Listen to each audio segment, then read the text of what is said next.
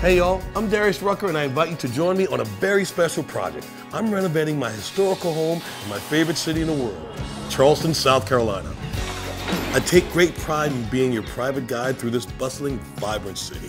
While phases of construction are being completed, we'll be exploring Charleston and experiencing just a few of the amazing people, places, and things that make me truly love this city. Grab a seat or a hammer and come on into Rucker's Rental.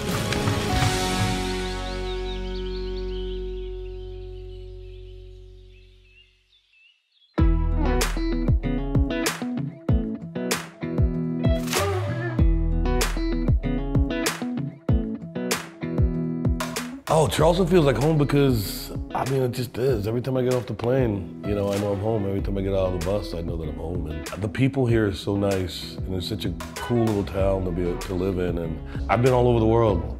And I've lived in New York, and I've lived, you know, in Nashville, and I've lived a few other places, and no place really feels like home like Charleston does. For me, this house was a choice just because, you know, when it came up and we decided we were going to buy it and try to renovate it, it's just such an old house. It's been here for so long, and I've driven by it so many times over my life, and it just seemed like a good project for Charleston. I mean, it's my hometown. I've lived there my whole life. You know, never really want to live anywhere else. And so when we started looking at it, it just seemed like a cool place to be. And then when we started walking around the yard and the house and everything, I was like, this is going to be a lot of fun. I'm really excited to show the architect and designer, you know, the whole place. What excites me about a historic home is literally peeling back the walls of history. The first thing I'm thinking is take it all in. What's original, what's not, what are we changing, what are the immediate things that stand out to me? That delivers the story of the house and what we will be doing with it. One of the real important things is there's such beautiful craftsmanship here, and it was 100% handmade by slaves. I mean, this is such a special piece of property that you'd never ever get it back. So this is really preserving this for all time.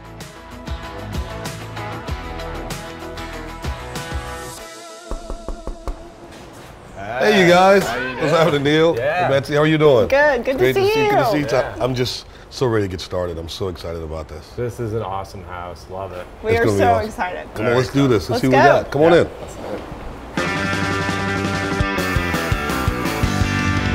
All right, this is the kitchen. I'm not a very good cook, but you know how important kitchens are in southern houses and stuff like that.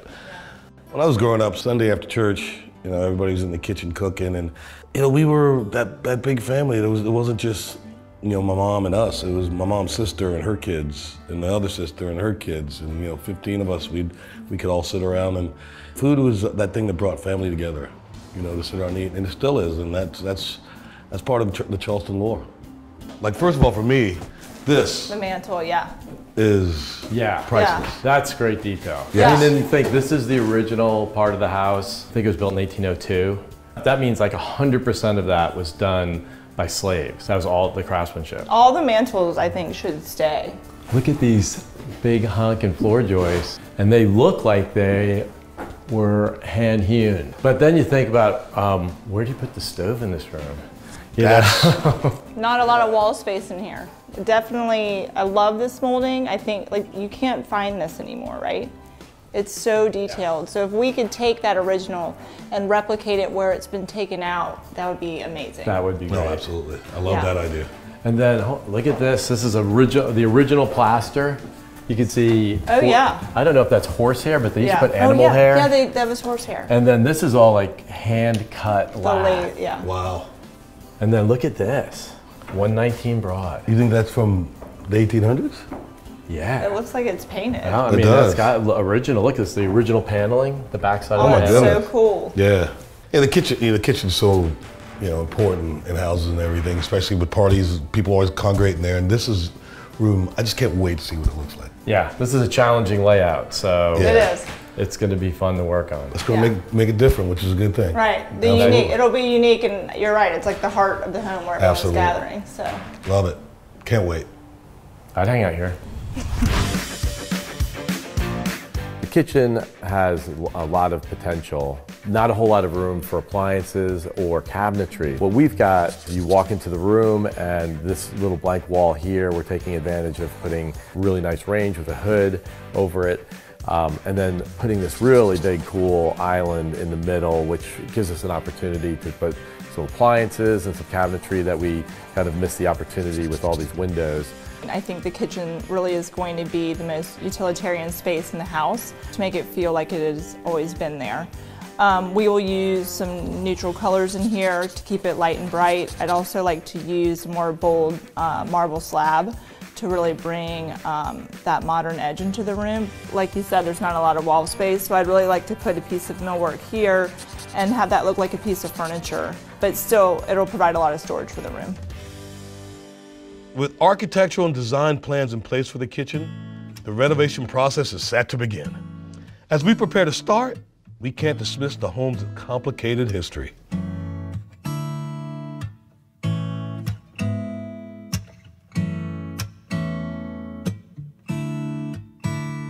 Once we bought the house, very shortly after, we learned Mordecai Cohen had owned it. It was a notorious slave owner. And now it's ironic Darius Rucker owns this property. He's going to be responsible for renovating and bringing this great house back to life.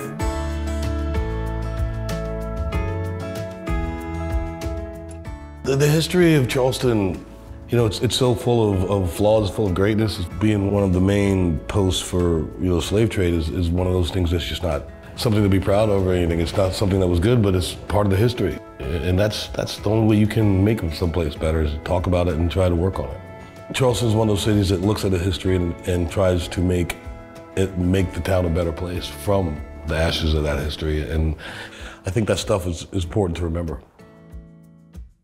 So one of the things that's important to understand when we're looking at a house from this period in Charleston is what went into its construction. You know, this is a house that would have been built by predominantly enslaved labor, and it's all handmade. There are no tape measures, there are no electric drills, there are no saws, there aren't even architectural drawings. It was a builder's knowledge, and it was the skill and craft of the artisans that made the house. So everything that you'll see in this house is made by hand. Much of it would have been made right here on site. So now we're in the dining room, what would have originally been the dining room. As part of the renovation, this will become the kitchen, but what's interesting is you can see this room was actually cut into two rooms. So you can see it start here on the floor and come all the way up. So this building was used as offices for many, many years. So this appears as it would have been a reception area. This is the backside of the plaster, and so this is on lath. This is all hand split lath, so that's how we know it's before probably 1840s. Because after that it would be machine cut. But if you look down here at the wainscoting, you can see the back of the paneling and you see some great inscriptions on it that probably imply that this paneling would have been assembled or crafted off-site and then brought here and assembled in the space. So a really neat little look that you don't otherwise get to see. The other thing to remember about these houses is there's actually very few nails that are used. So there are nails that hold the lath up that you can see the evidence of, but all of the framing above, when you look up here, there are no nails holding this together. This is all what's called mortise and tenon. And so when you look at these joists for the floor above us, you can see how massive and overbuilt they are. So with this mantelpiece here, again, you have a good early mantel, but then you have this Victorian fireplace insert, which is really sort of interesting and unique. And so it's just incredible craftsmanship.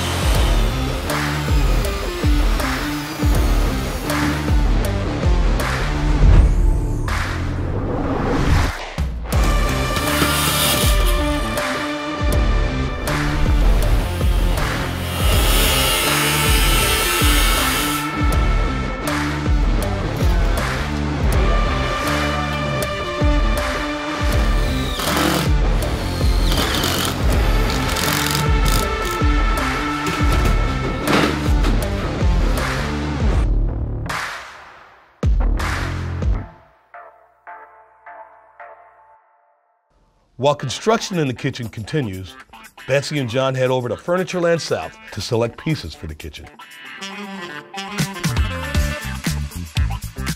Hey there, welcome to Furnitureland South. Hi. I'm Jason. We got the world's largest furniture store here, 1.3 million square feet, so we've got some ground to cover. We're Yeah. so excited to be here. I'm ready to get going. Let's do it. Let's go to the design center. Okay.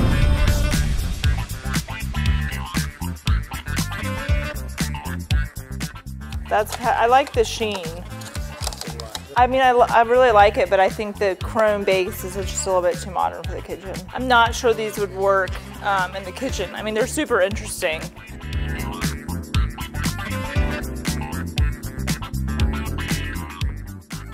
Oh, I think this would be it. Could I do this without the nail head? This is really comfortable. These would be great. These would be beautiful for the kitchen. That might be an option too. This fixture is really pretty, but it's too rustic. With the furniture ordered and construction still humming along, I'm inspired to meet up with my pal, Chef Jamie Huff, for a little fishing.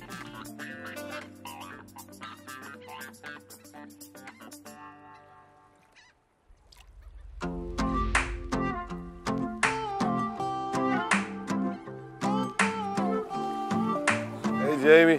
Morning, sir. What's happening, man? Oh, man. You know the beautiful day in Charleston? It is, man. I've been on the road. I'm ready to go get some fish. Let's go do it. What do you want to catch?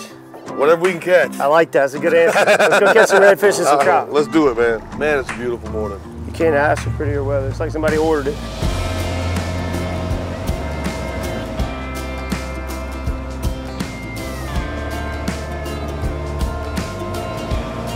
All right, Bubba. Today, we're fishing for redfish and trout. Nice.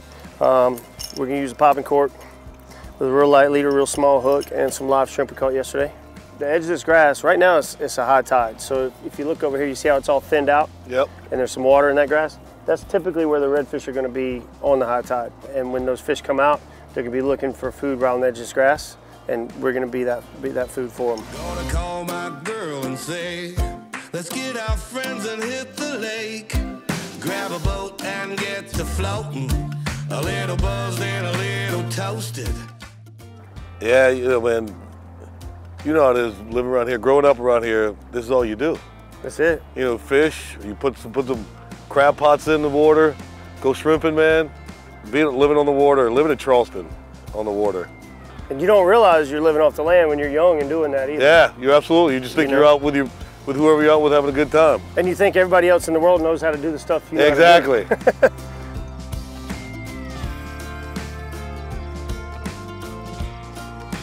All right, I'm catching. This is my cast. I'm feeling it, you guys. I'm getting one on this one. Big old redfish. Feel it. I feel it. I feel it. I feel it. I'm calling this cast.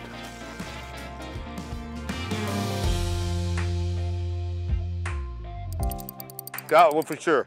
Come on in here. Get him. Come on in here, fish. We're doing it. Oh yeah, it's Nice a good. red. Oh, it's a good one. Oh, it's a good one here. Look at this one. Yeah, baby. Catching. We're catching. Big old red. Success. Yeah, baby. Took a hot minute. We got it done. That's what I'm talking about. That's a big one. This is what I'm talking about right here, Jamie. That's a beautiful fish. That's a beautiful fish. That's not your first red though. No, that's not my first red. It's not my biggest red, but I'll take it. But it's the first and biggest today. Exactly. Let him live to fight another day.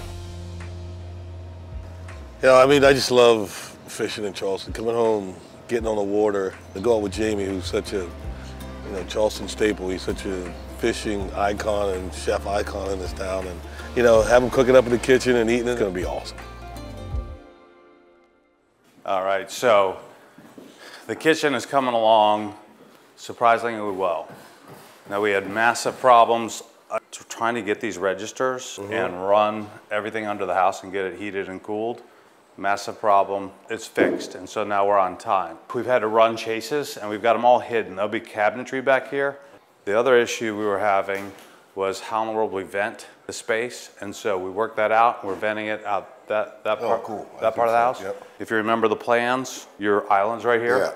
Yeah, yeah. Stove goes right over here. Lighting, Betsy's picked out, which you've seen and approved, and we're well underway. If you look, we've got our lighting, plumbing, rough ends, all approved. Cool. So I think it's going to be, stuff you picked out is awesome. Love it.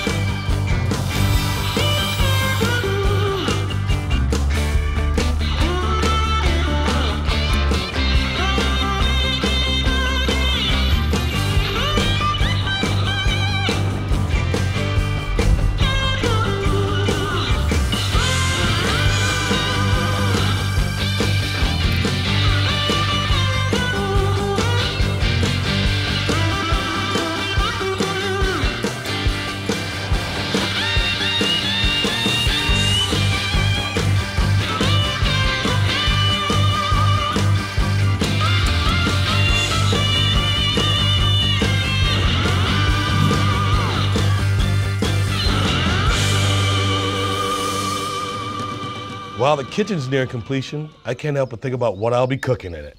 So Jamie and I meet up for a good old low country cooking lesson.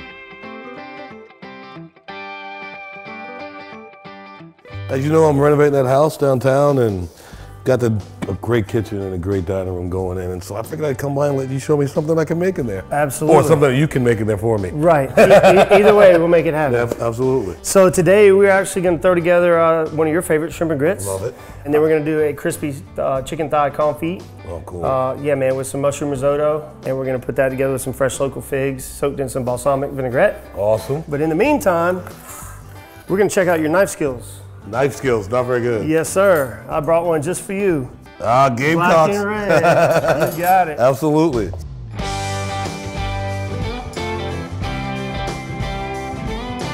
I know family's a big deal in my house, especially on Sundays. What about yours? Yeah, man, growing up, Sunday was, you know, people ran around all week, but Sunday you had lunch and dinner together, you know, always with the family, whether it was out in Ravenel or in West Ashley where we lived, there was always family dinners, man. Love family dinners. Always, you know, and all the southern stuff, fried chicken and okra soup and macaroni and cheese, collard greens, Couch cabbage. food. Yeah, that stuff, yeah, exactly. Stuff that put you on the couch to keep you there. Exactly.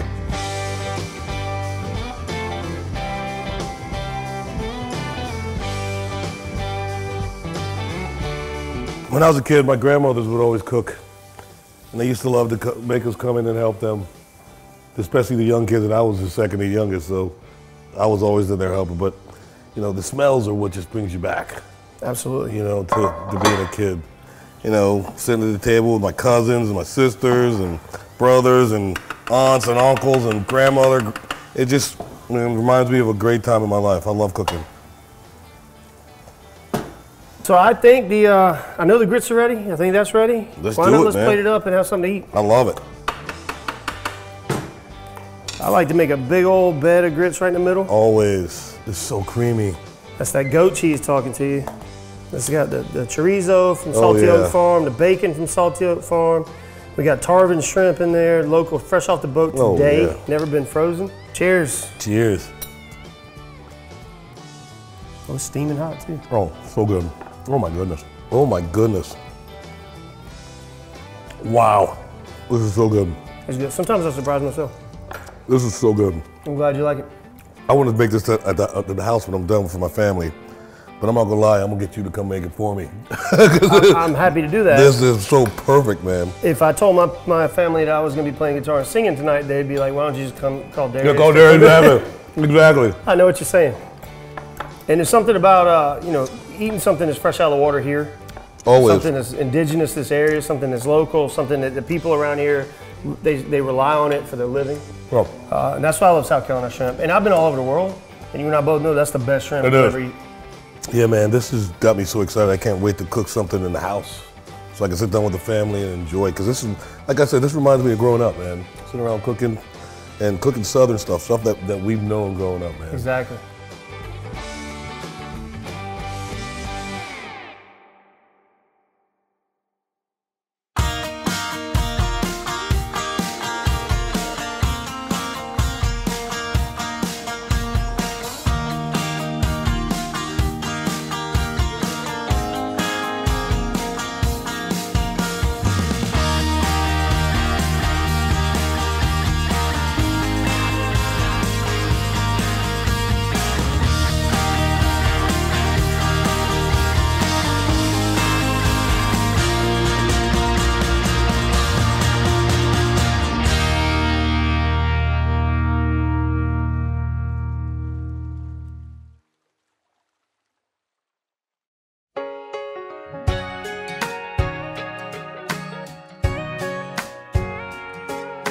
The kitchen turned out really beautiful. This room really is a showstopper. It's what you see when you walk in the house. The marble is gorgeous. The plaster walls are really subtle and beautiful against the marble, and I just can't wait for Darius to see this for the first time. I never knew what I was meant to do. Oh man. I never made sense Wow, to me. wow. Welcome. This is awesome. I never had a silver spoon. I didn't grow up in a castle. I never walked on the moon. I never prayed a Sistine Chapel. I love the island. We have this really bold slab. That's like the main focal point here. I'm really excited about how this kitchen turned out. I think the kitchen really, it became what we intended it to be. It is the most functional room in the house. So we have your huge Kohler sink, lots of space. Not sure if you'll be doing the dishes, but. I do dishes, absolutely. All right, it'll all be here. Absolutely. This is the Artifacts bridge faucet from Kohler. That's in a polished nickel finish that really ties in beautifully with the whole room, and these light fixtures that are a mixed metal. These were made in New York by one of the oldest lighting companies in the country. Oh, man. This was a sitting room originally in the house, and so it is smaller, but I think it feels very open and light and bright. There's a lot of natural light that goes into this room. It's the first room you see when you enter the home. The dentil molding is original. Yeah. You can see on one half of the room here, and then they added small pieces to this side, but it looks, I mean, it's gorgeous. You couldn't even tell it. It's so detailed. It's I remember this. Couldn't even tell it. That's right. Yeah. So get a little closer, baby. I wanna take my time, wanna take all night. So get a little closer, darling. Wanna keep on working till I get it right. To fit the kitchen in here was quite a feat, but as you can see, we didn't overpower it with a lot of cabinets. No. We built this piece to look like more like a piece of furniture. Yes. So you still have the storage you need, but it's not overtaking this room. Just like throughout the rest of the house, the combination of the old and the new. Absolutely. I love keeping the history, but bringing the modern touches that look beautiful. Like, oh man, the mantle. Mantle is original, and you can see the layers and layers and layers of paint that have been added to this piece. Yes. But we kept it because it looks the age that it is. Yeah. It's lived through time. Oh, this is a great fireplace. And you have your TV too. Very important. While you're doing the dishes. And cooking. You know, cooking on Sunday, watching the game. That's right. You know, yeah. Absolutely. Oh, this is great. I love the kitchen. This is a great way to start right here. This is beautiful. I mean, walking in here, thinking about where we were a few months ago when we started, I can't even believe it's the same room. That's a lot. It's beautiful. I never had a silver spoon. I didn't grow up in a castle. Never walked on the moon. I never played a Sistine Chapel. I can't play piano like Ray Charles. But baby, when my life is through, I hope they say my masterpiece is loving you. I'm loving you, baby. Finally walking into the kitchen and seeing it was amazing. You know, the work that was done in there by everybody is just exceptional. You know, you look around and I couldn't have pictured it any better. I couldn't have drawn it up any better. I think it's beautiful. You know, just sitting there and having a beer because you just came home, and it's just that kind of room. And to see that first, I mean, I can't wait to see what else is about to come, because that was amazing.